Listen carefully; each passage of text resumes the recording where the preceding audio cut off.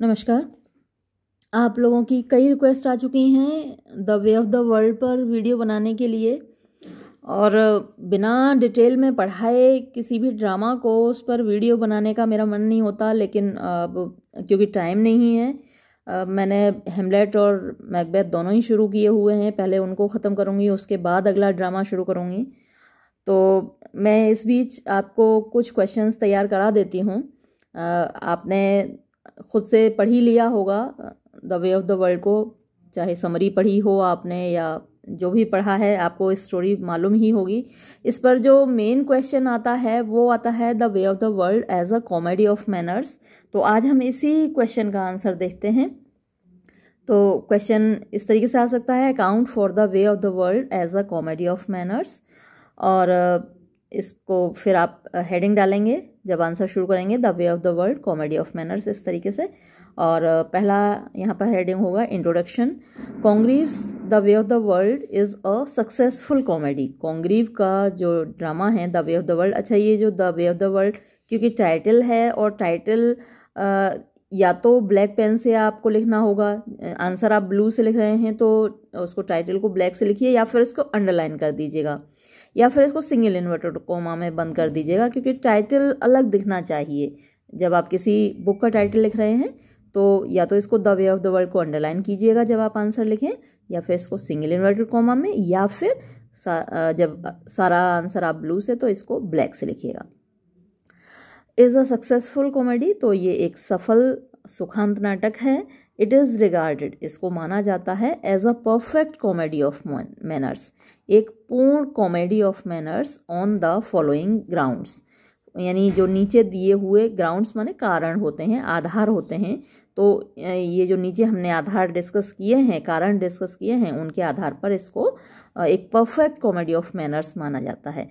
अब comedy of manners क्या है ये आपने पढ़ रखा है। मैं इस पर एक वीडियो बाद में बनाऊंगी कॉमेडी ऑफ मैनर्स के बारे में, लेकिन इतना अभी जान लीजिए कि 1660 के बाद में जो ड्रामा लिखे गए हैं ब्रिटेन में, उनको कॉमेडी ऑफ मैनर्स कहा जाता है। उसके कुछ अलग क्वालिटीज़ हैं, और जो क्वालिटीज़ हैं वो अभी इस आंसर में भी आएंगी।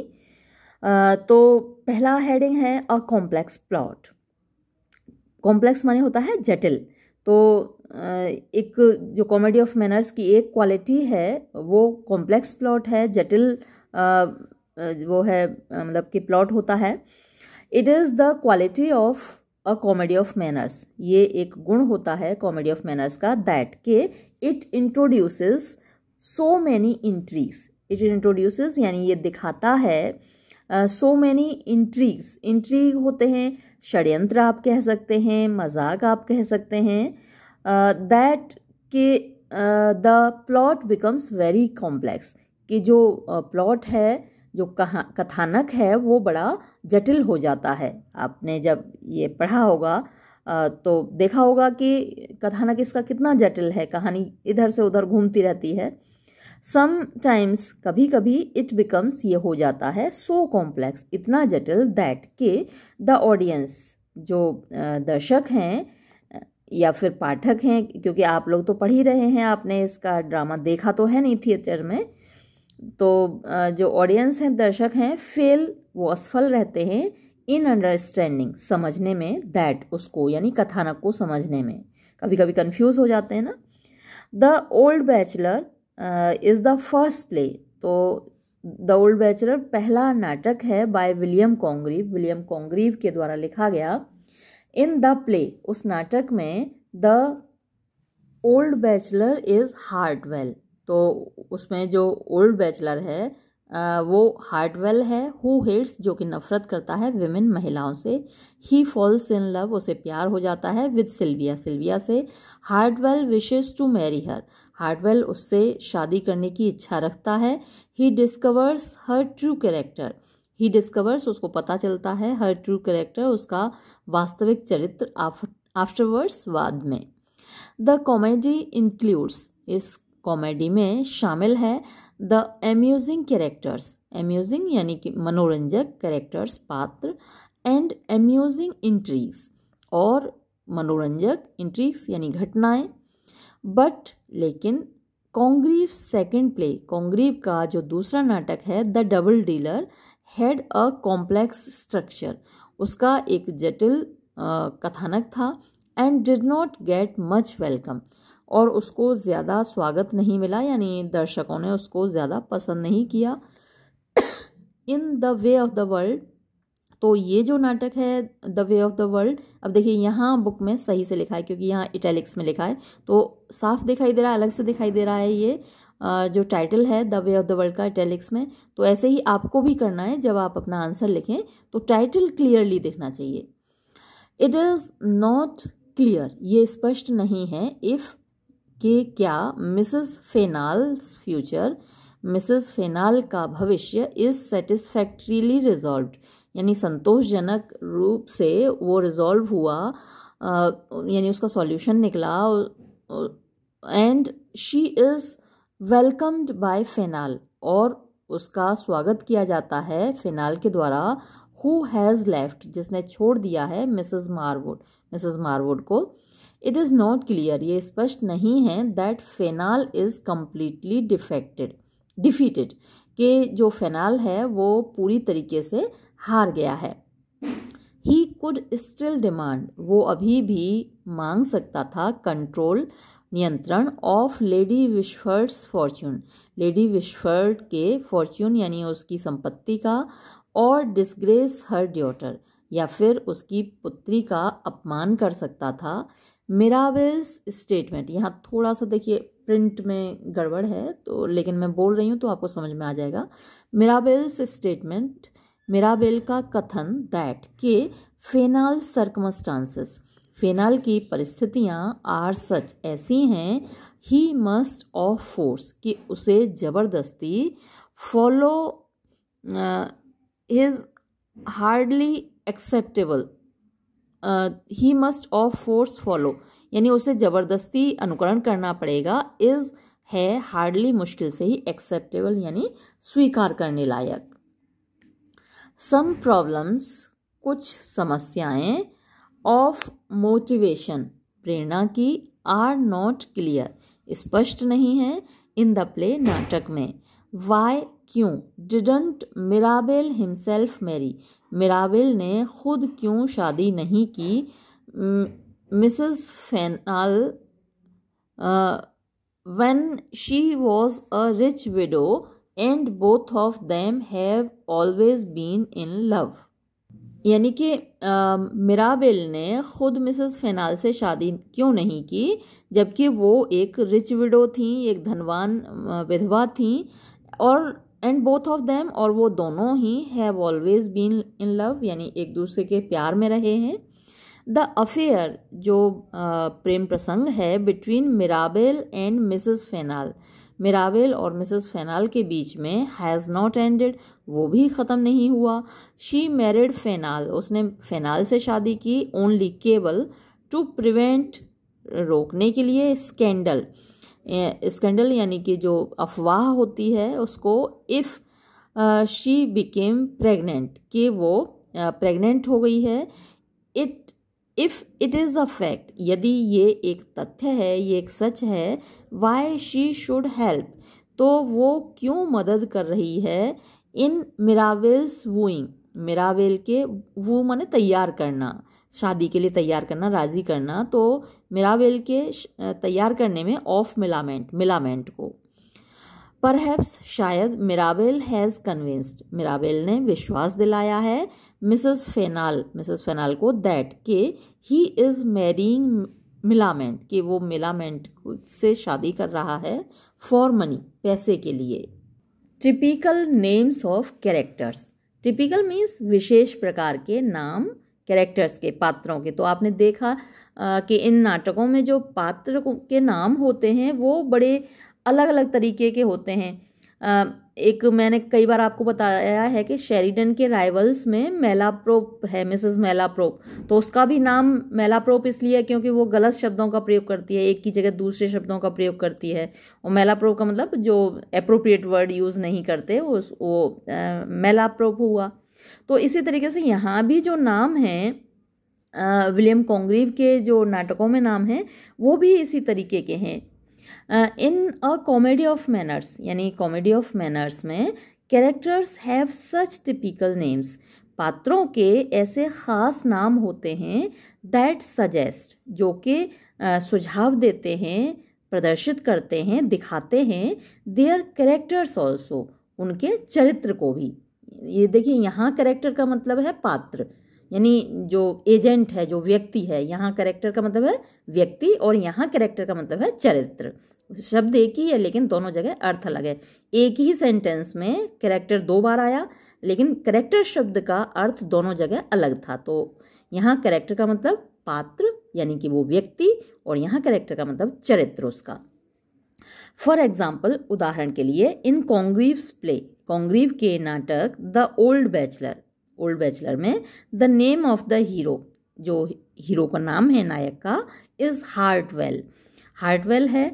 And he falls in love, और वो प्यार में पड़ जाता है, विद अ गर्ल, एक लड़की के साथ, ऑफ लूज कैरेक्टर, जो जिसका के जो चरित्र है वो ढीला है, खराब है।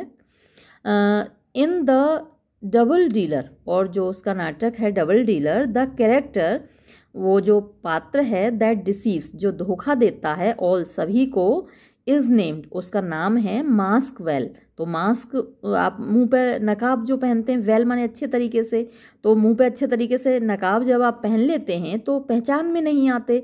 तो ये जो व्यक्ति है जिसका नाम मास्क वेल है, वो किसी की पहचान में नहीं आता, यानी उसका जो वास्तविक चरित्र है वो किसी की पहचान में नहीं आता, वो सबको धोखा देता है, तो उसका नाम मास्क वेल है। Love for love is the story, love for love एक और नाटक है। इज़ द स्टोरी, वो कहानी है, ऑफ अ रोमांटिक हीरो, एक रोमांटिक हीरो का, नेम्ड वैलेंटाइन, जिसका नाम वैलेंटाइन है। और आप जानते हैं कि वैलेंटाइन डे 14 फरवरी को मनाया जाता है, जिसको प्रेमियों का दिन बोलते हैं। तो इस लव फॉर लव में हीरो का नाम ही वैलेंटाइन है। एंड हिज क्लेवर बिलवेड, और उसकी जो होशियार प्रेमिका है उसका नाम एंजेलिका है।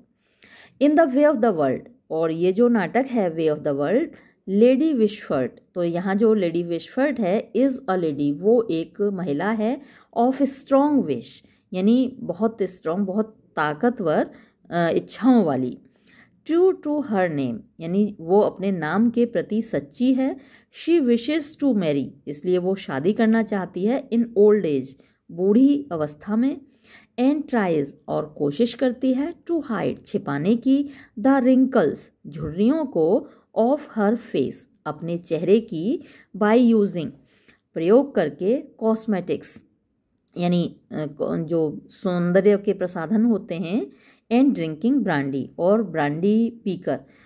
इससे मुझे याद आई एक फिल्म जिसमें हेमा मालिनी कोशिश करती है अपने आप को बड़ा बुढ़ापे में अपने आप को जवान दिखाने की, जबकि उसकी बेटी होती है, बेटी का भी प्रेमी होता है वही, और उसी से हेमा मालिनी भी प्यार करती है। बड़ी अच्छी कॉमिक सी मूवी थी, नाम याद नहीं आ रहा।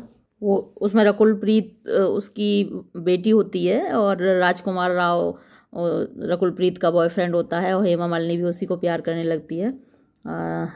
शिमला मिर्च, हाँ, मूवी का नाम था शिमला मिर्च। तो उसमें वो ऐसे ही मेकअप करके अपने आप को जवान दिखाने की कोशिश करती है। तो यहाँ भी वही है, उसी तरीके की कॉमेडी है। Mirabell sounds admirable and Fainall sounds fain. Mirabell sounds माने लगता है, एडमिरेबल प्रशंसनीय, एंड फेनाल साउंड्स, और फेनाल लगता है, फेन मतलब कि काल्पनिक, for all for his real face, ये सब कुछ किस लिए होता है, फॉर, क्योंकि हिज रियल फेस, उसका वास्तविक चेहरा, रिमेन्स रहता है, हिडन छिपा हुआ, एंड कम्स टू लाइट, और सामने आता है, at the end of the play, जो नाटक है उसके अंत में। फिर नेक्स्ट हेडिंग होगा थीम्स ऑफ लूज मॉरल्स। जो थीम है, जो विषय वस्तु है, वो लूज मॉरल्स, यानी जो मतलब कि ढीले कैरेक्टर होते हैं, मतलब आप इनको कह सकते हैं अनैतिक जो चरित्र होते हैं, ये थीम होती है कॉमेडी ऑफ मैनर्स की। अक्सर उस वक्त जो समाज में विकसित हो गई थी, ऐसी ही मानसिकताएं विकसित हो गई थी रेस्टोरेशन पीरियड में, 1660 के बाद। तो वही यहाँ कॉमेडीज़ में दिखता है, यानी कि जो अनैतिकता बहुत दिखती है। तो themes of loose morals, loose moral माने अनैतिकता।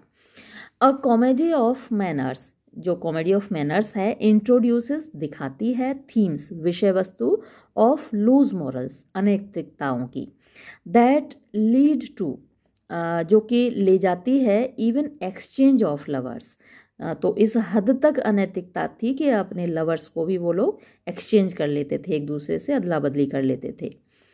इन the way of the world, ये जो नाटक है वे ऑफ द वर्ल्ड, इसमें Mirabell gets his ex girlfriend, Mirabell अपनी पुरानी गर्लफ्रेंड को मैरिड टू फेनाल, फेनाल से शादी करवा देता है। And she has no objection, और उसको कोई आपत्ति नहीं है, in getting her cousin married to Mirabell, अपनी कज़न की शादी करवाने में मिराबेल से। यानी किसी को कोई फ़र्क ही नहीं पड़ता कौन किससे शादी कर रहा है, उसका बॉयफ्रेंड दूसरे लड़की से शादी कर रहा है, वो किसी दूसरे के बॉयफ्रेंड से शादी कर रही है, उन्हें कोई फ़र्क नहीं पड़ता। तो इसी तरीके से की जो अनैतिकता थी वो उस वक्त के समाज में व्याप्त थी, जो 1660 के बाद का समाज था ब्रिटेन का, और वही इन नाटकों में दिखता भी है।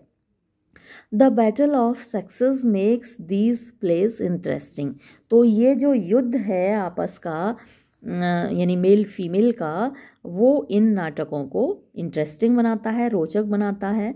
तो हो सकता है भाई सबको तो पसंद नहीं आते ये इस प्रकार के नाटक है, लेकिन ज़्यादातर लोगों को ये पसंद आती हैं इस तरीके की इंट्रिग्स। तभी तो फिल्मों में भी आप देखते हैं बहुत सारे डायलॉग्स ऐसे होते हैं जिनके दो अर्थ निकलते हैं, और आप समझ जाते हैं कि जो कह रहा है वो उसका एक बड़ा गंदा अर्थ निकल रहा है। तो इस तरीके के यहाँ भी हैं।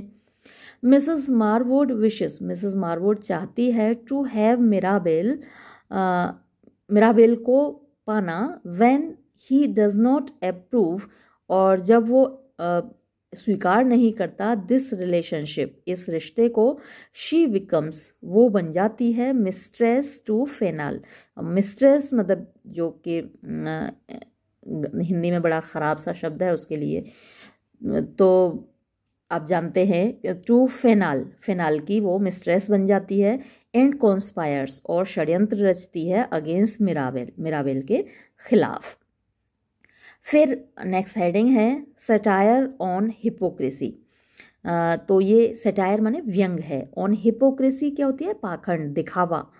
एंड यूज़ ऑफ कॉस्मेटिक्स, और कॉस्मेटिक्स के प्रयोग पर। आपने भी देखा होगा अपने आसपास कुछ महिलाएं होती हैं जो बहुत ज़्यादा मेकअप करती हैं, बिना ज़रूरत के मेकअप करती हैं, हर वक्त मेकअप करती रहेंगी कहीं भी। तो ये उस वक्त का वहाँ का चलन था, 1660 के बाद जो रेस्टोरेशन पीरियड था उस वक्त का वहाँ का चलन था कि महिलाएं वहाँ बहुत मेकअप करती थीं। तो ये उस पर एक व्यंग है। अ कॉमेडी ऑफ मैनर्स, एक कॉमेडी ऑफ मैनर्स जो होती है पासिस सटायर, वो व्यंग करती है ऑन हिपोक्रेसी, पाखंड पर, दिखावे पर। एंड यूज़ ऑफ कॉस्मेटिक्स, और जो कॉस्मेटिक्स हैं सौंदर्य की सामग्री है उस पर, टू लुक यंग, जवान दिखने के लिए।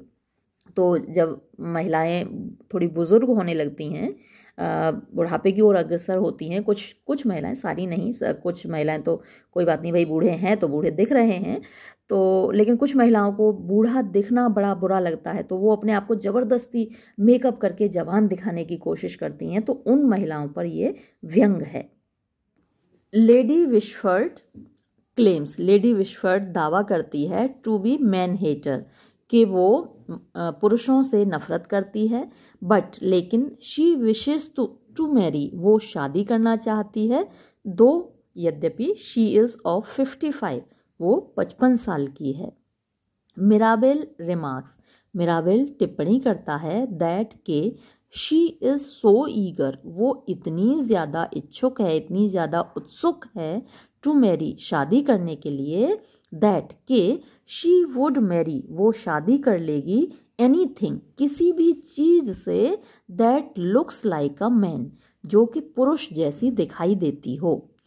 टू हाइड, छिपाने के लिए, द डर्टी मार्क्स, गंदे धब्बों को, चिन्हों को, ऑफ ग्रोइंग एज, बढ़ती हुई उम्र के शी यूजेस वो प्रयोग करती है कॉस्मेटिक्स सौंदर्य प्रसाधनों का ऑन फेस चेहरे पर एंड ड्रिंक्स और पीती है टॉनिक्स टॉनिक आते हैं कुछ इस प्रकार के एंड ब्रांडी और ब्रांडी पीती है। द हिपोक्रेसी दिखावा पाखंड ऑफ फेनाल फेनाल का एंड मिसेस मारवुड और मिसेस मारवुड का बिकम्स बनता है अ सब्जेक्ट एक विषय ऑफ सैटायर व्यंग का व्हेन जब फोइबल एंड मिंसिंग फोइबल और मिंसिंग एक्सपोज सामने लाते हैं देयर इलिसिट रिलेशन अपना अनैतिक संबंध। नेक्स्ट हेडिंग है मॉकरी मजाक of the institution of marriage जो शादी की संस्था है विवाह की संस्था है उसका मजाक। देयर इज मॉकरी मजाक है यहाँ पर of the institution of marriage विवाह की संस्था का इन कॉमेडी ऑफ मैनर्स में विवाह का मजाक बनाया जाता है। फॉर एग्जाम्पल उदाहरण के लिए इन कॉन्ग्रीव्स प्ले कॉन्ग्रीव के नाटक द ओल्ड बैचलर में द हीरो हार्टवेल जो नायक है हार्टवेल फॉल्स इन लव उसे प्यार हो जाता है विद अ गर्ल एक लड़की से मैरिज हर उससे शादी करता है बट लेटर ऑन लेकिन बाद में ही डिस्कवर्स उसको पता चलता है दैट के the girl is of loose character के उस लड़की का चरित्र ढीला है। ही फील्स वो महसूस करता है रिलीव्ड राहत for the marriage is cancelled क्योंकि उसकी जब शादी कैंसिल हो जाती है। ही कम्स टू नो उसे पता चलता है दैट के हिज मैरिज उसकी शादी वॉज परफॉर्म्ड की गई थी करवाई गई थी बाय अ फेक प्रीस्ट एक नकली पुजारी के द्वारा हु वॉज जो कि था अ कॉमन मैन एक सामान्य आदमी इन द डिस्गाइज भेष में ऑफ द प्रीस्ट पुजारी के। इन द डबल डीलर दूसरा जो नाटक है डबल डीलर उसमें कॉन्ग्रीव प्रेजेंट्स कॉन्ग्रीव प्रस्तुत करता है मॉकरी मजाक ऑफ मैरिज शादी का विद ऑलमोस्ट व्हेन जब ऑलमोस्ट लगभग एवरी वाइफ हर पत्नी विशेष चाहती है टू बी फेथलेस बेवफा होना टू अ यंग लवर एक युवा प्रेमी के साथ। Love for love is the story love for love जो नाटक है वो कहानी है ऑफ अ रोमांटिक हीरो एक रोमांटिक हीरो की नेम्ड जिसका नाम है Valentine and his clever beloved और उसकी चालाक प्रेमिका एंजेलिका की। एंजेलिका प्रिटेंड्स एंजेलिका दिखाती है यानी बहाना बनाती है टू सिड्यूस वैलेंटाइन्स फादर कि मतलब वो सिड्यूस माने जाल में फंसाती है वैलेंटाइन के पिता को टू गेट प्राप्त करने के लिए एन इम्पोर्टेंट डॉक्यूमेंट एक महत्वपूर्ण डॉक्यूमेंट कागज़ है प्रपत्र है।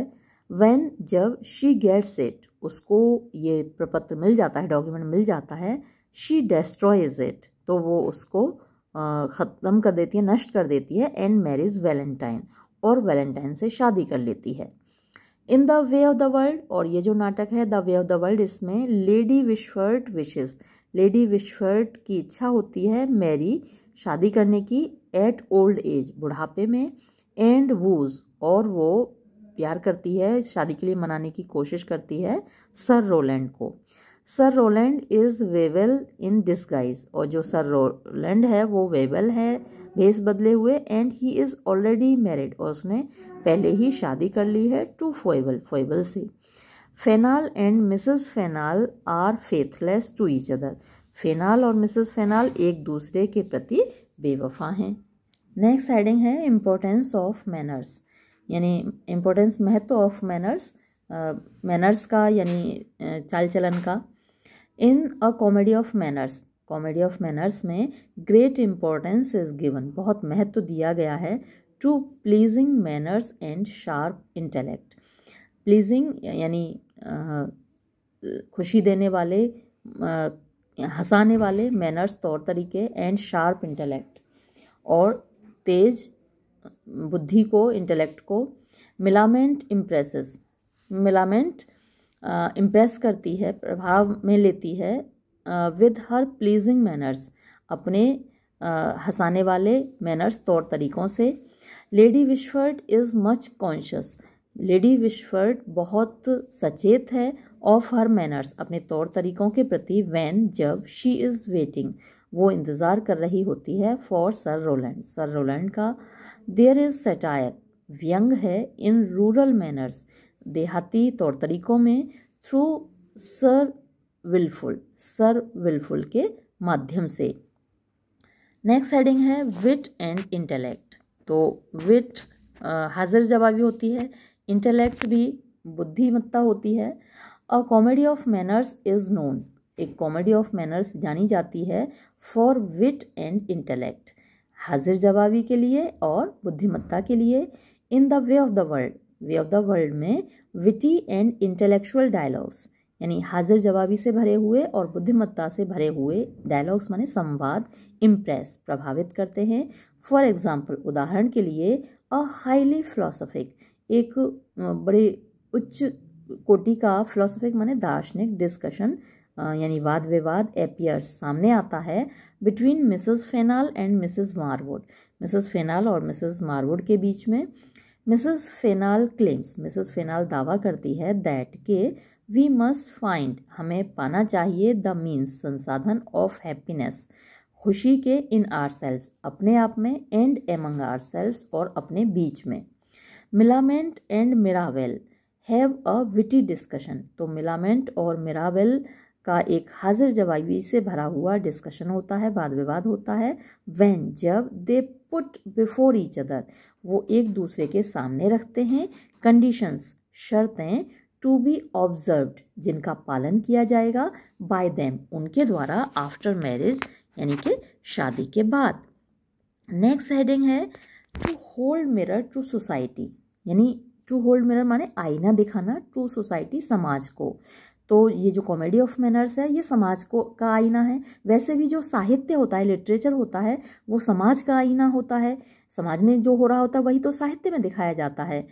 अ कॉमेडी ऑफ मैनर्स, एक जो कॉमेडी ऑफ मैनर्स है, हैज़ इट्स एक्शन लंदन, यानी उसका जो एक्शन है वो लंदन में है, एंड शोज और दिखाती है, द लाइफ जीवन ऑफ हाई क्लास पीपल, उच्च वर्ग के लोगों का, ऑफ लंदन लंदन के। अ फ्यू कैरेक्टर्स, कुछ पात्र कम आते हैं, फ्रॉम नियर बाय एरिया, आसपास के क्षेत्रों से, टू रिप्रेजेंट यानी रिप्रेजेंट करने के लिए, प्रस्तुत करने के लिए, रूरल मैनर्स जो देहाती तौर तरीके हैं, एंड दे आर सेटाराइज्ड और उनका मजाक बनाया जाता है, उन पर व्यंग किया जाता है। The way of the world also holds mirror, और ये जो कॉमेडी है the way of the world, ये भी होल्ड्स मिरर यानी आईना दिखाती है, टू कंटेम्परेरी, कंटेम्परेरी होता है समकालीन, उसी समय का जो है, कंटेम्परेरी लंदन, लंदन का, यानी उसमें जो समाज दिखाया गया है वो समकालीन लंदन का समाज है। द लाइफ जीवन ऑफ अ पुअर पर्सन, एक गरीब आदमी का, ऑफ लंदन लंदन के, इज एक्सपोज्ड, वो उसको दिखाया गया है, इन लेडी विशफर्ड्स रिब्यूकिंग, जब लेडी विशफर्ड डांटती हैं, ऑफ फोइबल, फोइबल को। हर स्मॉल शॉप, उसकी छोटी सी दुकान, should have only 2 rows of pins, उसमें केवल 2 कतारें हैं, पिनों की, एंड अ चाइल्ड्स फिडल, और एक बच्चे की पीपनी है। अ ग्लास नेकलेस, एक कांच का नेकलेस है, विद द बीड्स ब्रोकन, जिसके के मन के मोती टूटे हुए हैं, and a quilted night cap, और एक क्विल्टेड मतलब भरी हुई, रुई से भरी हुई नाइट कैप है, विद 1 ईयर, जिसमें कि एक कान है। अब हुआ कंक्लूजन, निष्कर्ष 10। इस प्रकार कॉन्ग्रीव्स the way of the world, Congreve का जो नाटक है the way of the world, is a successful comedy of manners, ये एक सफल कॉमेडी ऑफ मैनर्स है। In the way of the world, way of the world में, द प्लॉट कथानक, इज सो कॉम्प्लेक्स, इतना जटिल है, दैट के सो मैनी थिंग्स, बहुत सारी चीज़ें, आर नॉट क्लियर, वो स्पष्ट नहीं होती, even at the end of the play, यानी नाटक के अंत में भी।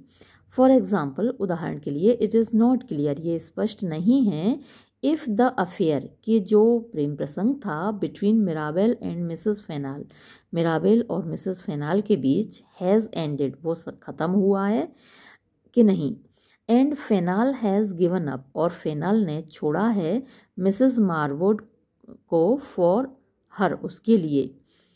इन a comedy of manners, comedy of manners में कैरेक्टर्स जो पात्र होते हैं हैव सच टिपिकल नेम्स, उनके ऐसे खास नाम होते हैं दैट सजेस्ट, जो दिखाते हैं देयर कैरेक्टर्स ऑल्सो, उनके चरित्र को भी। मिराबेल साउंड्स एडमिरेबल, मिराबेल जो नाम है वो प्रशंसनीय लगता है। And Fainall sounds fan all, यानी जो फेनाल का मतलब फेन माने कल्पना करना, ऑल सभी, यानी सारा काल्पनिक ऐसा सुनाई देता है। In the way of the world, way of the world में loose morals are not objected, loose morals यानी अनैतिकता, आर नॉट ऑब्जेक्टेड उससे ऐतराज नहीं किया जाता। Mirabell gets her his ex girlfriend, Mirabell अपनी पुरानी प्रेमिका की मैरिज शादी करवा देता है टू फेनाल, फेनाल से। And she has no objection, और उसको भी कोई आपत्ति नहीं है in getting her cousin married to Mirabell, अपनी कज़न की शादी मिराबेल से करवाने में। तो ये बात पहले डिस्कस हो चुकी है, कंक्लूजन में एक तरीके से वो दोहरा दी। देयर इज सटायर, इसमें व्यंग है, ऑन हिपोक्रेसी, पाखंड पर, दिखावे पर, एंड यूज़ ऑफ कॉस्मेटिक्स, और सौंदर्य प्रसाधन के प्रयोग पर, टू लुक यंग, युवा दिखने के लिए। Lady Wishfort to hide the dirty marks, Lady Wishfort छिपाने के लिए गंदे धब्बों को ऑफ ग्रोइंग एज, बढ़ती हुई उम्र के यूजेस प्रयोग करती है कॉस्मेटिक्स, सौंदर्य प्रसाधनों का। एंड ड्रिंक्स, और पीती है टॉनिक्स एंड ब्रांडी, टॉनिक और brandy. In the way of the world, way of the world में देयर इज मॉकरी, मजाक है, ऑफ मैरिज, शादी का मजाक बनाया गया है। फेनाल and Mrs Fainall are faithless, फेनाल और मिसेस फेनाल बेवफा हैं टू ईच अदर, एक दूसरे के प्रति। The way of the world holds mirror to contemporary London, और सबसे बड़ा कंक्लूजन ये है इसका आंसर का कि ये जो the way of the world नाटक है वो आईना दिखाता है समकालीन लंदन को। तो यहाँ पर भी देखिए जो the way of the world है, मैंने जैसा कि आपको शुरू में बताया था कि जब भी आप इसको टाइटल को लिखें तो अंडरलाइन ज़रूर कर दें अपने आंसर में, क्योंकि देखिए ऊपर तो यहाँ तो इटैलिक्स में दे दिया इन्होंने the way of the world, लेकिन यहाँ पर फिर से इन्होंने सिंपली ऐसे ही लिख दिया है।